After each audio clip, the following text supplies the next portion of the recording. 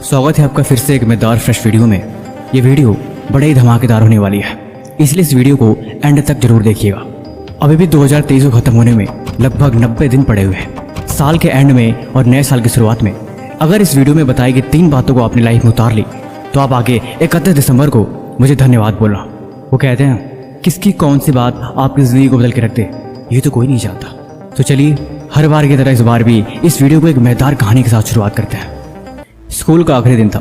सारे बच्चे आपस में रो रहे थे, कुछ अपने दोस्तों के साथ पार्टी कर रहे थे कि आज के बाद स्कूल खत्म हो जाएगा, हम एक नई जिंदगी शुरुआत करेंगे और ये पल सब मेमोरी बन के रह जाएगा।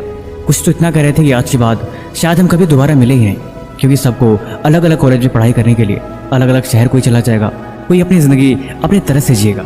क्लास में सबने साथ में पढ़ाई करी थी, हर एक चीज़ साथ में इंजॉय किया था। क्लास के एक लेक्चर को एक एक दिन को उन्हें साथ में जिया था, इसीलिए उस पल को बड़े खुशनुमा अंदाज से जीना चाहते थे।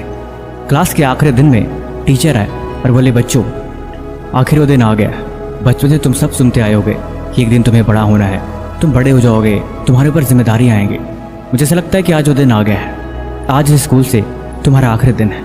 आज ये स्कूल, ये क्लास, ये वक्त, ये घड़ी, हर चीज़ आखिरी है, क्योंकि आज के बाद तुम इस पल को कभी नहीं जी सकते। इसीलिए मैं तुम सबसे एक सवाल पूछना चाहता हूँ। क्लास के सारे बच्चे बहुत नर्वस थे, लेकिन टीचर ने पूछा कि मेरे हाथ में 500 का नोट है। मैं आप सबसे पूछना चाहता हूँ कि अगर ये 500 रुपये मैं आप सब में से किसी एक को दे दूँ तो आप इस पैसों को क्या खर्च करोगे?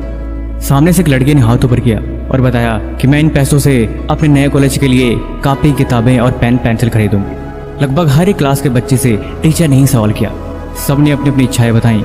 किसी ने कुछ बोला, किसी ने कुछ बोला, किसी ने खिलौने बोला, तो हर किसी ने अपना अपना जवाब अपने अपने हिसाब से दिया।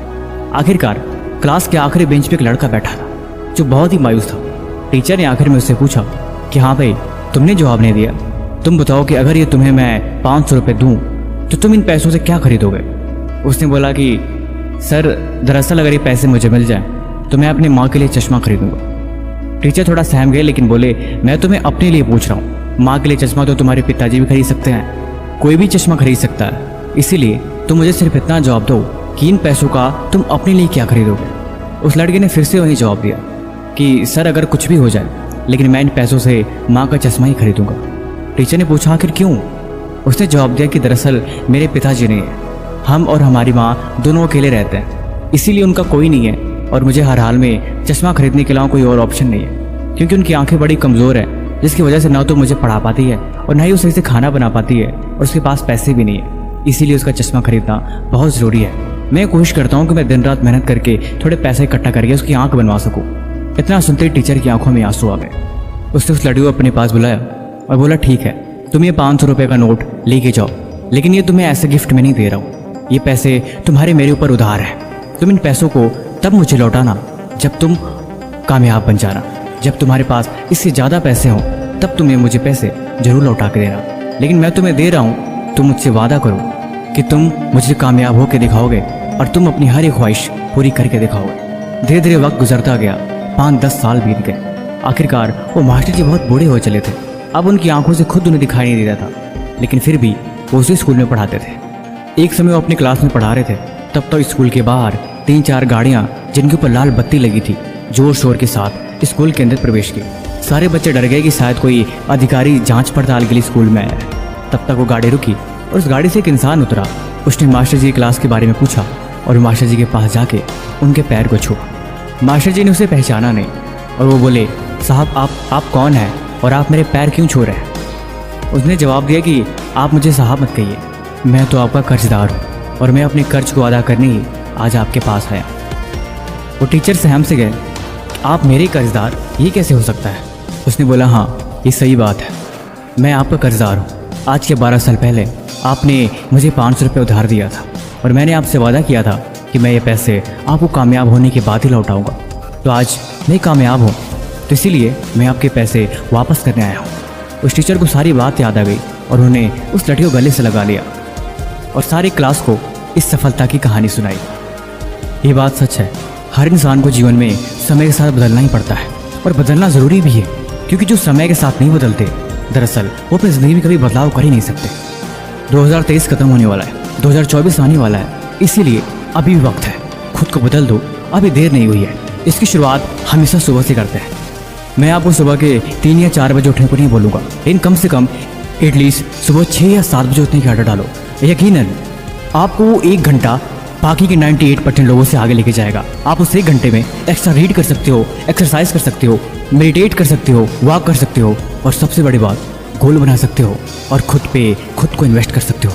और यही चीज़ और यही हैबिट अगर आपने 90 डेज तक कर ली तो यकीनन आपकी ज़िंदगी में एक नया चेंज देखने को मिलेगा, क्योंकि इसे कहते हैं master the game of morning wake up. और यकीनन ये सुबह के 1-2 घंटे एक्स्ट्रा टाइम आपको बाकी लोगों से 98% आगे लेके चला जाएगा।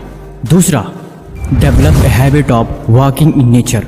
आप जस्ट इमेजिन करो, सुबह उठे, 1 गिलास पानी पिया और आप 30 मिनट के लिए बाहर नेचर में दौड़ने के लिए चले गए, जहाँ पे आपको शांति, सुकून और ठंडी हवाएं और चिड़ियों की सरसराहट के साथ आपको खुद से कनेक्ट होने का मौका मिलेगा। निकोला टेस्ला, अल्बर्ट आइंस्टाइन, बहुत सारे ऐसे वैज्ञानिक थे जो खुद को नेचर से कनेक्ट करके रखते थे और ज़्यादातर वक्त नेचर में ही बिताते थे।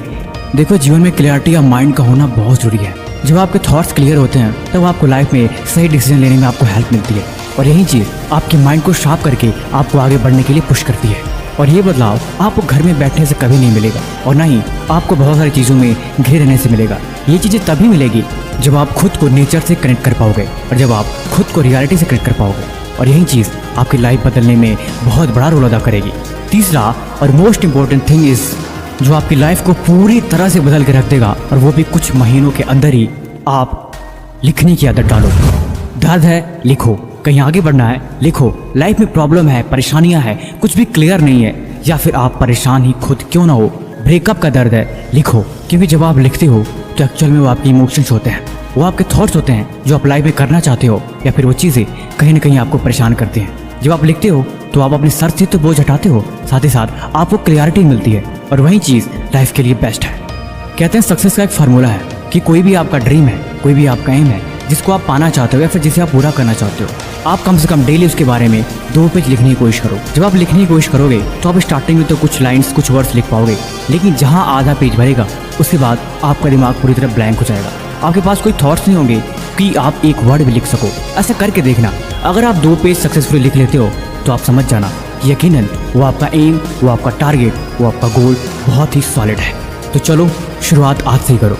बाकी मुझे दिसंबर के एंड में बताना कि आपको ऐसा करके आपकी लाइफ में क्या क्या चेंजेस आए और आपको कितने डिफिकल्टी से पूरा करने में।